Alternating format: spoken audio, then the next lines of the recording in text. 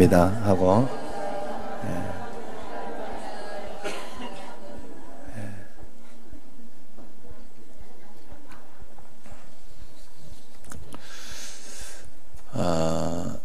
서울에 은평교회 가면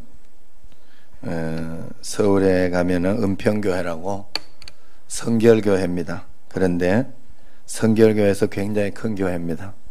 그래서 그 교회에서 담임 목사님을 이제 은퇴하시고 담임 목사님 은퇴하시고 새로 이제 뽑아야 돼서 뽑게 되었어요.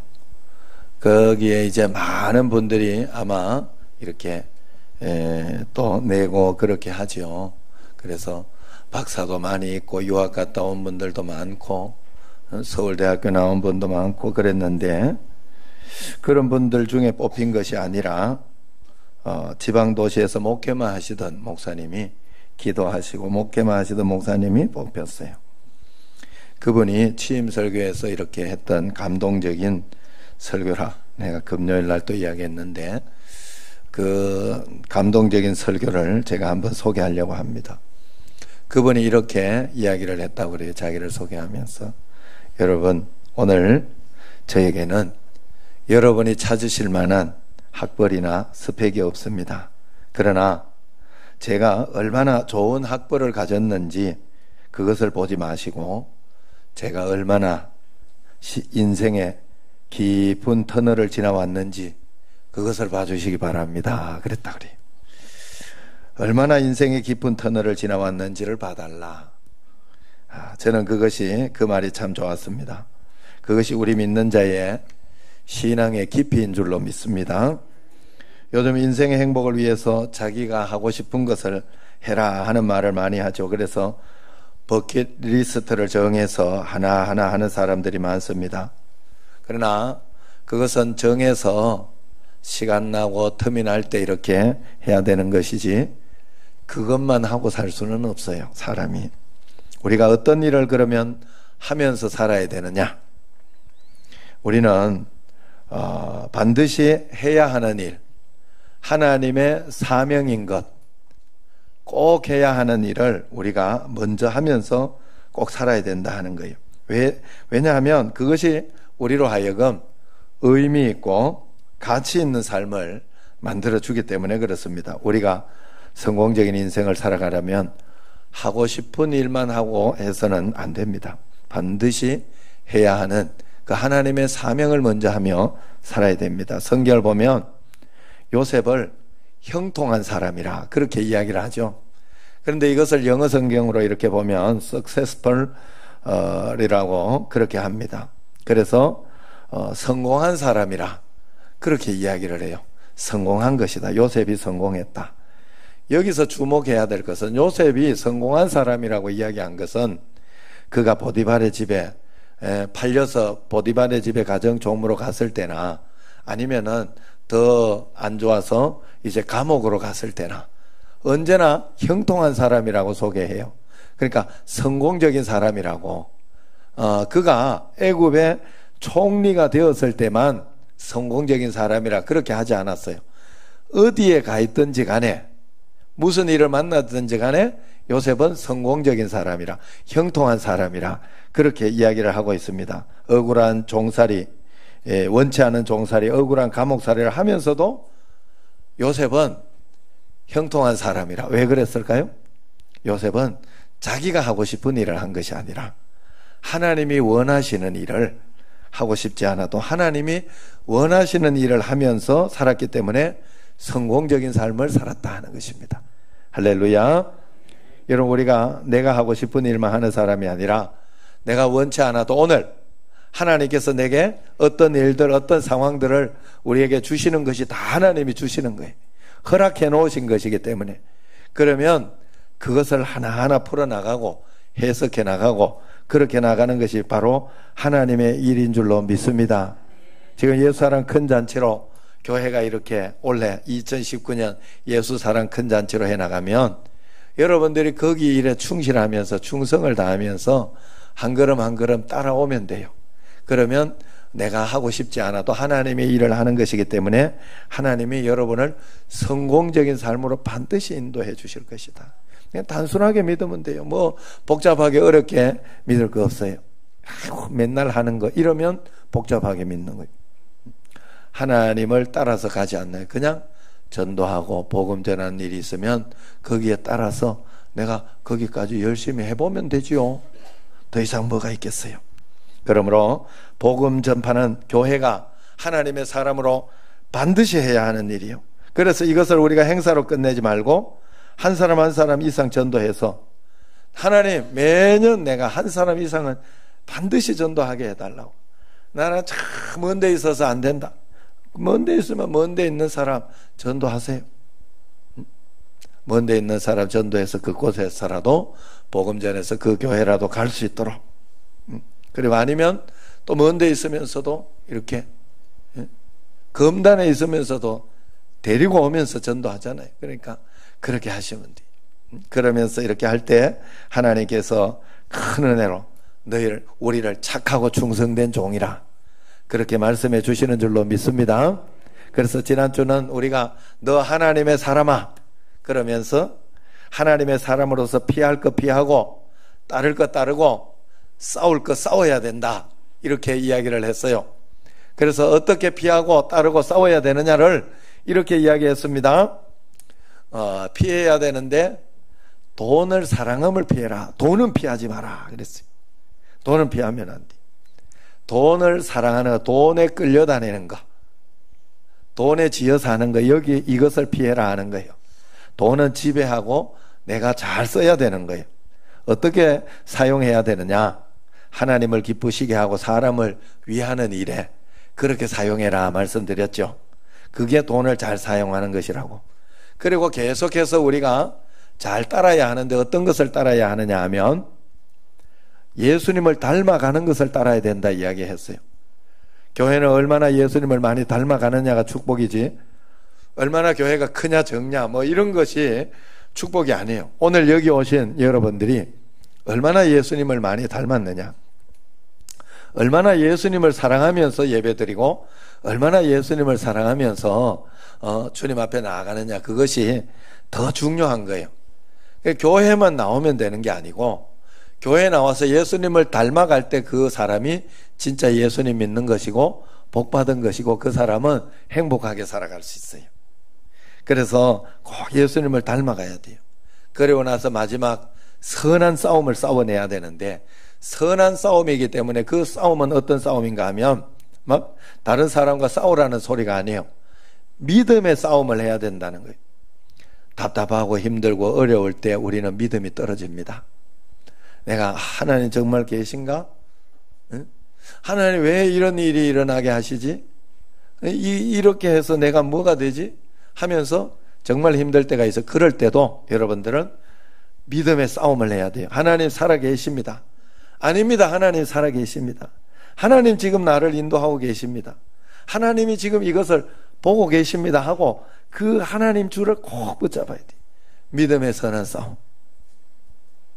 그것은 예배의 싸움이기도 하고 기도의 싸움이기도 하고 말씀의 싸움이기도 해요.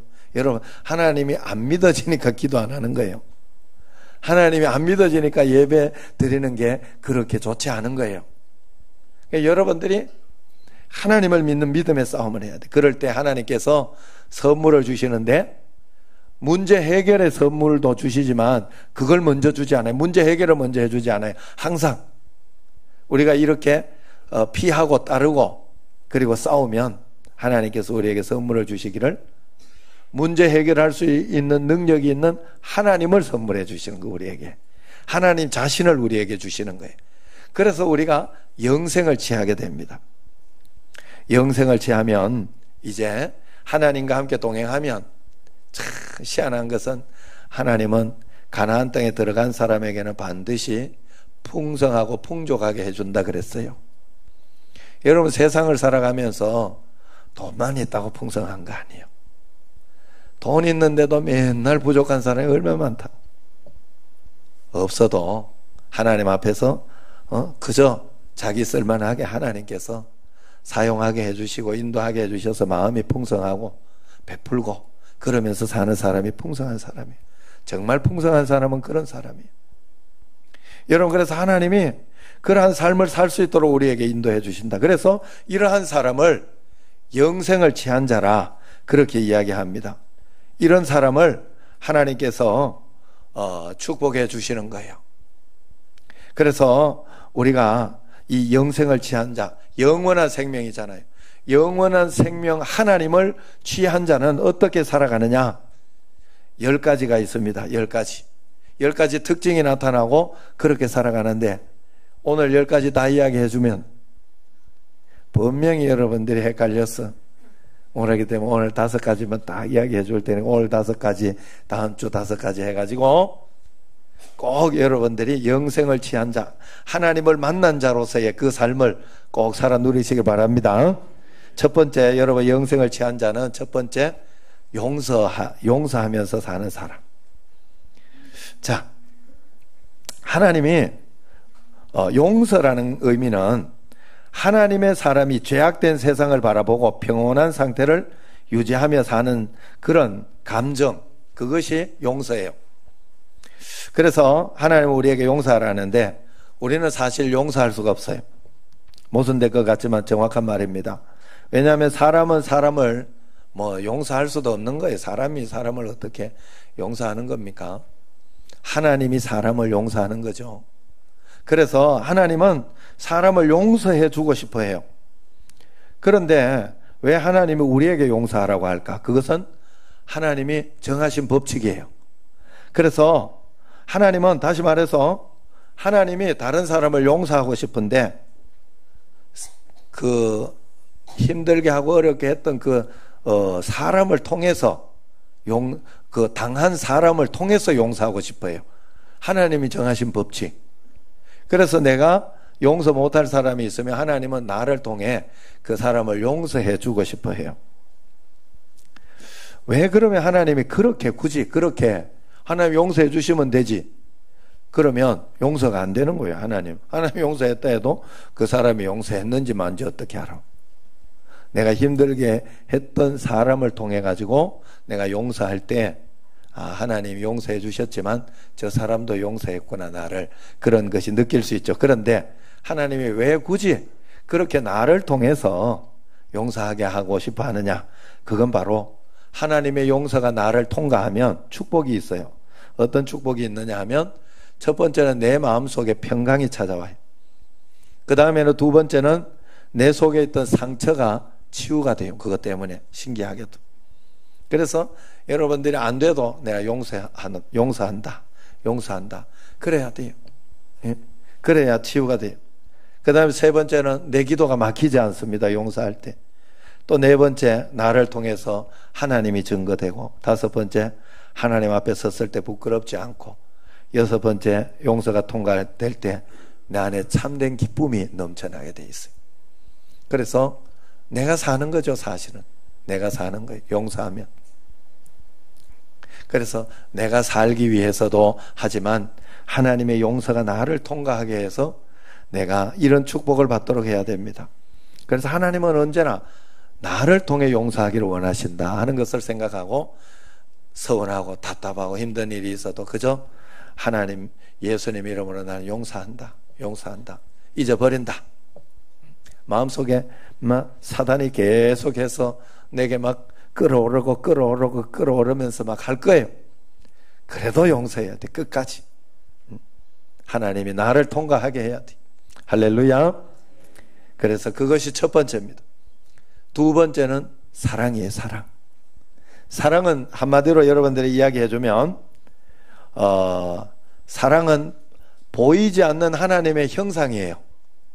사람을 하나님의 형상과 모양으로 만들었다 그랬어요. 그래서 하나님의 형상과 모양은 영적인 것이잖아요. 영적, 보이지 않는. 여러분, 바람의 형상과 모양을 여러분 기술할 수 있어요? 못하잖아요. 안 보이니까. 그런데 하나님은 그 형상과 모양을 어떻게 우리에게 나타내는가 하면 사랑할 때 그 형상과 모양이 우리에게 나타나는 거예요. 그래서 우리가 이웃을 사랑하고 형제를 사랑하고 원수를 사랑하고 할 때 우리를 통해서 하나님의 형상이 나타난다. 그래서 저 사람 성자다. 저 사람 법 없어도 살 사람이다. 예수님 믿는 사람 다르다 이러면서 나를 통해 하나님의 형상이 나타나요. 그래서 우리는 무조건 사랑하려고 해야 돼. 어쩔 수 없어요. 그 하나님 앞에 기도하면서 하나님 사랑의 은사를 주십시오. 은사를 주셔서 내가 억지로라도 그냥 강제로라도 자동적으로라도 사랑하는 마음이 될 수 있도록 그렇게 해달라고. 그래서 하나님의 형상을 나타나게 해달라고 그렇게 꼭 기도해야 될 줄로 믿습니다. 사랑이 풍성하게. 그래서 불쌍한 사람들이 보이면 내가 사랑하는 마음으로 구제도 하고 그런 마음이 막 들게. 불쌍한 사람이 보이면 이렇게 그 다리도 없고 이러는 사람이 보이면 막 그 사람을 보는데 마음속에서 아이고 저거 앵벌일 수 있는데 막 이러면서 그런 마음이 들면 그거 좀 별로 안 좋은 거예요. 왜냐하면 앵벌이라도 살아야 될 거 아니야. 그래 불쌍한 마음이 들어야 돼. 불쌍한 마음, 사랑하는 마음, 그런 마음이 들어야 돼. 그래 여러분들이 그런 마음을 가지도록 꼭 해야 됩니다. 자, 그러면서 세 번째는 축복. 자, 축복은 나를 위한 축복이 아니라 다른 사람을 축복하라는 거예요. 축복이라는 말은 내가 복 받는다는 말이 아니고 복 받은 내가 온 세상 열방을 향해서 하나님 복 주세요라고 빌어주는 걸 이야기하는 거예요. 빌축자의 복복자잖아요. 그래서 영생을 취한 자는 이렇게 축복권이 있어요. 그래 자꾸 복을 전해줘야 돼요. 영생을 취한 사람을 성경에 보면 보배를 질그릇에 가진 자라고 이야기하잖아요. 하나님의 능력은 큰 능력은 하나님께 있고 우리에게 있지 않은 것을 아는 사람이 영생을 취한 자라 그랬어요. 그래서 영생을 취한 자, 영생을 취하면 없는 것 같은데도 있는 사람이에요. 사방으로 우겨쌈을 당했는데도 쌓이지 않고 저 사람 답답해서 지금 미쳐야 되는데도 답답해하지 않고 낙심해하지 않고 박해를 받아도 버림받지 않고 거꾸로 뜨림을 당해도 망하지 않는 사람. 그래서 항상 예수님의 죽음을 몸에 짊어져서 예수를 위해서 자기 자신을 죽음에 넘기면서 예수의 생명이 자기에게 나타나게 하는 사람이 영생을 취한 사람이에요. 그래서 이렇게 이야기도 하죠. 디모데 후서 6장 9절에 보면 무명한 자 같으나 유명한 자요, 근심하는 자 같으나 기뻐하는 자고 아무것도 없는 자 같으나 모든 것을 가진 자가 영생을 취한 자다. 그래서 이런 사람은 많은 사람을 부요하게 하는 사람이다 그래요. 디모데후서 6장 9절에 보면 이게 영생을 취한 사람, 많은 사람을 부요하게 하는 사람, 베풀어주는 사람, 축복하는 사람. 그래서 영생을 취한 자는 그 어떤 사람도 자꾸 축복하며 사는 거예요. 그래서 영생을 취한 자를 베드로 전서 2장 9절에 보면 너희는 택하신 족속이요 왕같은 제사장이요 거룩한 나라다 그렇게 이야기하잖아요. 그런 우리가 하나님 앞에 영생을 취했기 때문에 자꾸만 우리가 하나님 앞에서 이제 다른 사람에게 축복을 선포해야 합니다. 예수 이름을 세상에 선포하고 그 이름의 축복을 받도록 자꾸 인도해야 돼. 그래서 전도하고 복음 전하는 일도 해야 되고, 나 때문에 직장이 복을 받게 하고, 나 때문에 교회가 행복하게 하고, 나 때문에 가정이 평화롭게 하고, 그게 영생을 취한 사람이에요. 축복권이 있는 사람, 다른 데서 축복을 받게. 나 때문에, 이런 꼭 그래.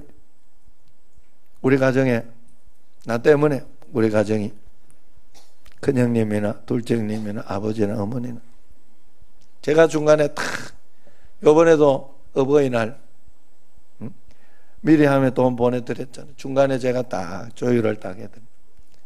그래가지고 매번 지금 아버지가 늘 하는 소리가, 야, 너 안 나왔다면 어떻게 할 뻔했냐. 형님하고만 한 10년 이렇게 그렇게 차이가 나니까 나를 안 놀라고 그랬던가 봐. 그랬는데 옆집에서 하나님 사람이 그러면 큰 벌 받는다고 그런 소리도 있고 이래가지고 낳았는데 말이에요. 그래서 이런 일을 할 줄은 몰랐다고 그러면 지금도 그래요. 여러분이 있음으로 인해서 여러분 가정이 늘 평안하고 막 행복하고 그러도록, 여러분이 직장에 있음으로 해가지고 나 때문에 직장이 참 복을 받고 저 사람 때문에 그래도 싸울 거다 안 싸운다 이런 소리를 듣도록 축복권입니다. 자꾸 축복해야 하는 줄로 믿습니다. 믿는 사람, 영생을 취한 자. 네 번째는 기쁨이에요. 기쁨. 고린도후서 1장 24절을 보면 사도 바울은 하나님의 사람들에게 나는 너희의 믿음을 주관하고 싶지 않고 너희에게 기쁘게 살도록 돕는 일을 하고 싶다. 그렇게 이야기해요. 무슨 말인가 하면 믿음 이꼬르 기쁨이다 하는 그런 뜻이에요. 내가 믿음이 있는 한 기쁘게 돼 있어요. 아무리 어려운 일이 있어도 아무리 답답한 일을 당해도 하나님이 나와 함께 계셔서 이 문제 해결해 주시고 지금까지 내가 봤는데 하나님은 더 좋은 것으로 인도해 주신다는 것이 마음속에 확 믿어지고 마음속에서 하나님의 말씀이 내게 탁 들리면서 하나님이 이번 것을 통해서 어떻게 복을 주시고 인도하신다 하는 말씀이 딱 믿어지면 그 사람은 마음에 기쁨이 생겨요. 참 신기한 게 예수님 믿는 사람은 그래서 사방으로 우겨쌈을 당하는데도 걱정하지 않고 두려워하지 않는 거예요. 그게 예수님 믿는 사람의 능력이에요. 예? 넘어져 있어야 되고 쓰러져 있어야 하는데도 용기를 내면서 하나님 앞에 나아가는 거. 그래서 기뻐하는 거. 그래서 믿는 자에게 하나님은 항상 기뻐하라 하잖아요. 항상 기뻐. 그게 믿고 있는 거니까. 그래서 여러분 인상 딱 쓰고 있으면 저 믿음 떨어졌구나 이런 생각하면 되는 거 맞지요? 예. 인상 펴세요. 기뻐해야 돼. 그래서 왜 기뻐해야 하나? 주님이 나와 함께 계시니까. 내가 주 안에 있는 걸 믿으니까. 주 안에 있는 나에게 딴 근심이 있으랴 없잖아요. 십자가 밑에 나아가 내 짐을 풀어내는 게 우리잖아요. 십자가 밑에다 주님을 찬송하면서 할렐루야 할렐루야. 어려운 거 있으면 십자가에 그냥 던져면 못 박아버려야 돼요. 여러분 그러면 할렐루야 할렐루야. 내 앞길 멀고 헤매도 나 주님만 따라가리. 이게 예수님 믿는 사람. 주와 같이 길 가는 것 즐거운 일 아닌가. 이것이 예수님 믿는 사람, 기뻐하는 사람인 줄로 믿습니다. 여러분 압박할 때 하나님이 도와줄 거다. 나 하나님 믿습니다. 그래서 하나님 믿습니다. 말만 해가 잘 안 되거든. 그래 여러분들이 그래서 더 기도하고 더 말씀 붙잡는 거예요. 더 예배 충실한 거예요. 그러면 내가 믿음을 표현하거든. 하나님 앞에.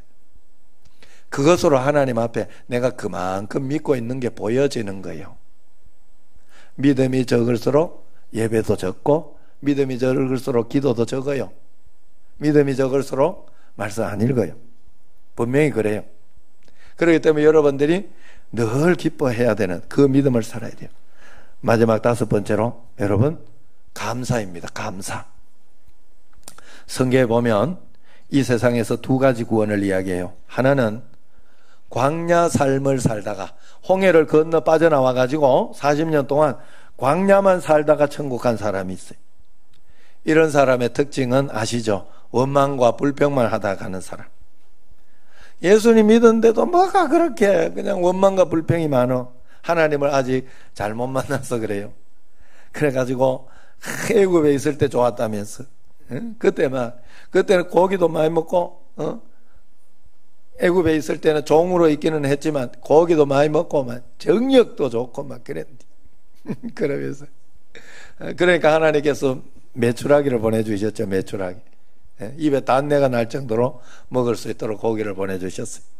그런데 어쨌든 거기에 있는 사람의 특징은 감사를 하지 않아요. 감사를. 아무리 큰 능력을 봐도 조금만 지나거나 이게 뭐냐 그러면서 하나님을 또 원망하고 늘 그런 사람들. 그러나 그래서 그런 사람을 성경에 보면 이렇게 이야기해요. 천국을 가니까 공적은 하나도 없어져 버리고 공적이 다 불탄 구원, 부끄러운 구원이라고 그렇게 이야기를 해요. 성경에서. 그런 구원을 받게 된다 그래요. 그러나 가나안 땅에 들어간 성도가 있어요. 가나안 땅에서 그것을 누리다가 가나안 땅의 축복을 누리다가 천국을 간 사람이 있어요. 이런 사람은 감사하는 사람, 하나님께 영광 돌리며 사는 사람, 말씀대로만 사는 사람이에요. 사실 여러분, 가나안 땅에 들어간 사람들은요, 광야에 있을 때보다 더 힘들어요. 왜냐하면 가나안 땅에 들어가자마자 여리고성이 있었어요. 가나안 땅은요, 그냥 가만히 있어서 되는 게 아니에요. 만나와 메추라기가 그냥 오는 게 아니에요. 싸워서 쟁취하고 이겨야 되는, 투쟁해야 되는 그런 곳이에요. 그래서 악과 싸워야 되고 차지해야 되는 그런 거잖아요. 그래서 자기 지파대로 싸워서 차지하는 어떤 그런 삶을 계속 살아야 되기 때문에 그게 바로 더 어렵지요, 사실은. 그러나 가나안 땅을 들어간 사람은 그것을 어렵다, 힘들다 생각하는 것이 아니라 하나님 앞에 감사하고 이겨낼 수 있다, 나는 승리자이다 하는 그런 마음을 가지고 그 가나안 땅을 누리는 거예요. 여러분, 우리에게 어떤 일이 일어나도 예수님 믿는 사람은 예수님과 함께 모든 것을 다 이겨낼 수 있어요. 승리할 수 있어요. 다 지나가는 거예요. 걱정할 거 없어요. 그렇기 때문에 여러분들은 가나안 땅에 사는 성도처럼 감사하면서 하나님 앞에 살아야 돼. 왜 감사하면서 살아야 되느냐? 감사가 하나님께 영광이 되는 일이기 때문에 그렇습니다. 그래서 매일매일 하나님 앞에 감사하며 주님 앞에 영광 돌리시기를 바랍니다. 내가 한번 감사할 때 하나님이 영광 받으셨다, 그렇게 생각하면 돼. 그래서 매일매일 여러분에게 감사일기 쓰라고 이야기하는 거예요. 여러분, 우리는 하나님의 사람으로 영생을 취한 자입니다.